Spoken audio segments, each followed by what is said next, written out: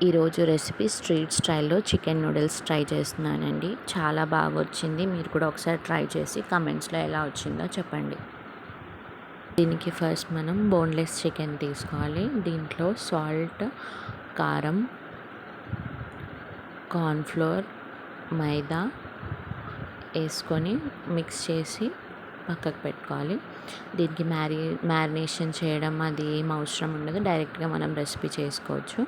ఇప్పుడు కలుపుకున్న చికెన్ని షాలో ఫ్రై అన్నా చేసుకోవచ్చు, డీప్ ఫ్రై అన్నా చేసుకోవచ్చు. మంచిగా ఫ్రై చేసుకొని పక్కకు పెట్టేసుకోవాలి. ఇదే ఆయిల్లో సన్నగా తరుక్కున్న వెల్లుల్లి, పచ్చిమిర్చి, మీ ఇష్టమైన వెజిటేబుల్స్ అన్నీ వేసుకోవాలి.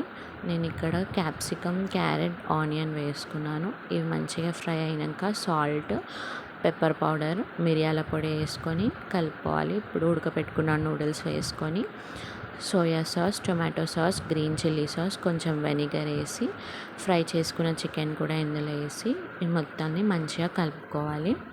లాస్ట్కి కొద్దిగా కొత్తిమీర వేసుకుంటే రెడీ అయింది. డీటెయిల్ రెసిపీ క్యాప్షన్లో ఉంది. Thanks for watching.